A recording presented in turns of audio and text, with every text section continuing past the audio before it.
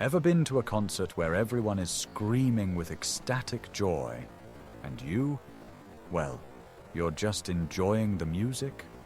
Or at a meeting where panic is spreading like wildfire, and you're the only one calmly thinking about a solution? You might feel like an alien, a robot who missed the collective feelings software update.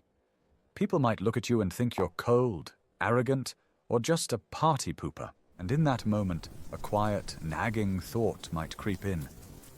Is there something wrong with me?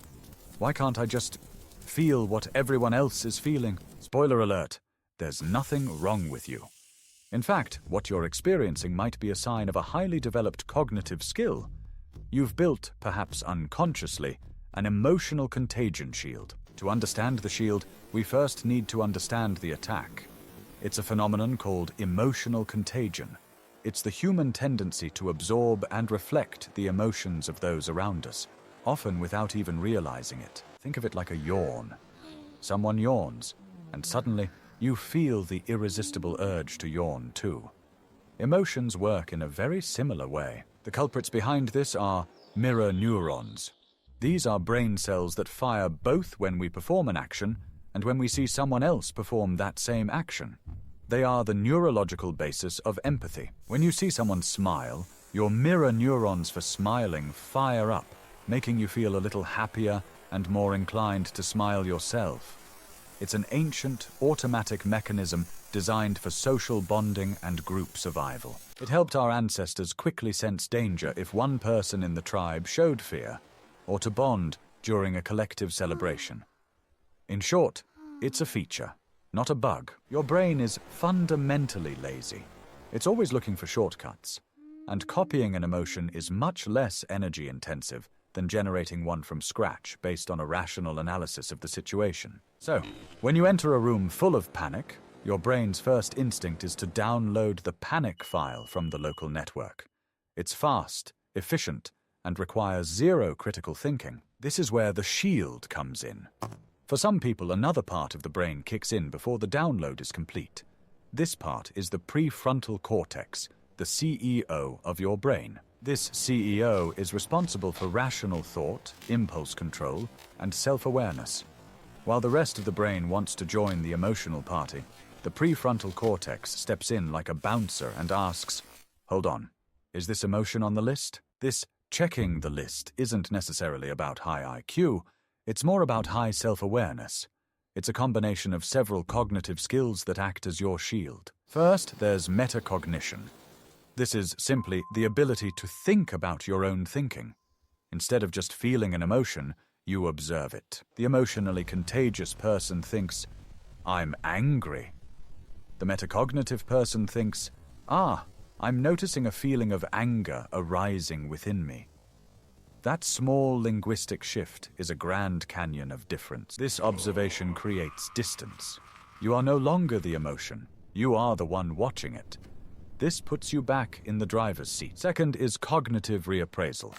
This is the ability to change an emotion's trajectory by changing the story you tell yourself about it. The crowd sees a looming deadline, and the story is, "We're all going to fail. Panic."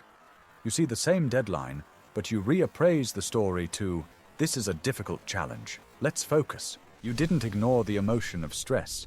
You acknowledged it, but reframed it from a debilitating threat into a motivating challenge. That's a high-level mental judo move. Finally, there's high interoceptive awareness. This is a fancy term for being finely tuned to the physical signals of your own body. You can clearly distinguish between, "My heart is racing because the person next to me is anxious," and "My heart is racing." This ability to source-check your feelings is crucial. It's like having emotional caller ID. You can see who an emotion is coming from before you decide to pick up. So, let's see this shield in action. Imagine the panicked office scenario. Everyone is running around catastrophizing about a deadline, the contagious reaction. Your mirror neurons fire. You feel the collective anxiety, your heart rate increases, and you join the panic. Your brain downloads the "We're doomed" file. Productivity drops to zero. The shielded reaction. You feel the wave of panic hit you, but your prefrontal cortex activates the shield. You perform a rapid internal check. Metacognition. Interesting? I'm noticing an urge to panic. Cognitive reappraisal. This isn't a catastrophe, it's a resource management problem. Interoception. My body is calm. The panic is external. Instead of panicking, you open a spreadsheet, break the project into smaller tasks, and start assigning them.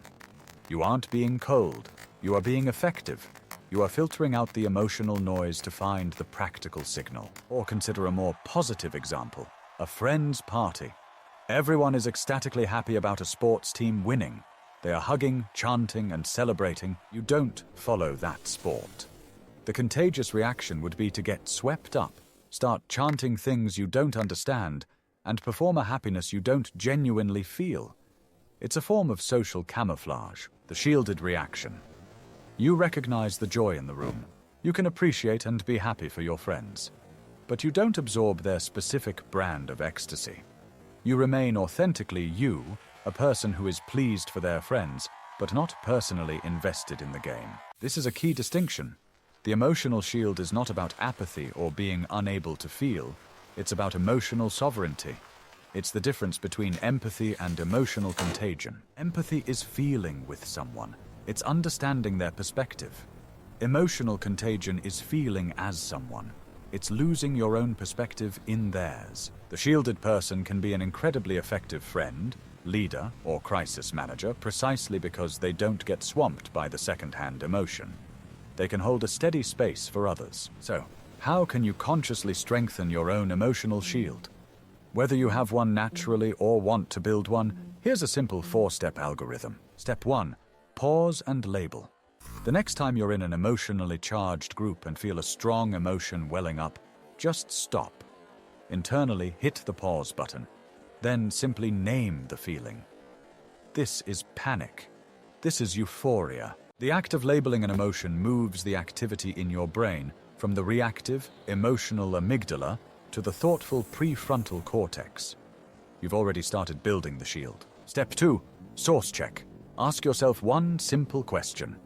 Is this emotion mine? Did it originate from your own thoughts, values, and direct experience? Or did you walk into the room and it just latched onto you? Be a detective of your own feelings. Trace it back to its source. Often you'll find it's not an internal signal, but external noise you've picked up. Step 3. Create distance. This can be physical or mental. Physically, you can take a step back, go to the bathroom, or focus on your breath. Create a brief interruption in the data stream. Mentally visualize that shield. Imagine a bubble of calm, clear energy around you.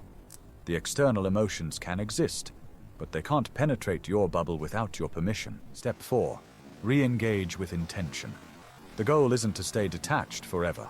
Once you've created that space, you can choose how to act. You can consciously decide to offer calm, rational empathy instead of reflexive contagion. You can say, I can see that you're all very stressed. Let's not get overwhelmed. What is the very first step we can take?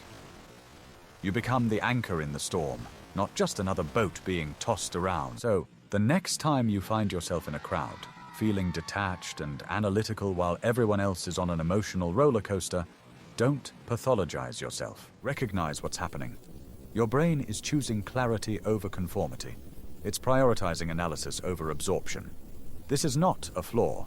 It's a finely honed cognitive tool. Your detachment is not a lack of feeling. It is a mastery of it. It's the ability to be the conductor of your own internal orchestra, deciding which instruments play and how loudly, rather than being a leaf in the wind of collective sentiment. So wear your shield proudly. It doesn't make you a robot. It makes you the calm, clear-headed human the world desperately needs.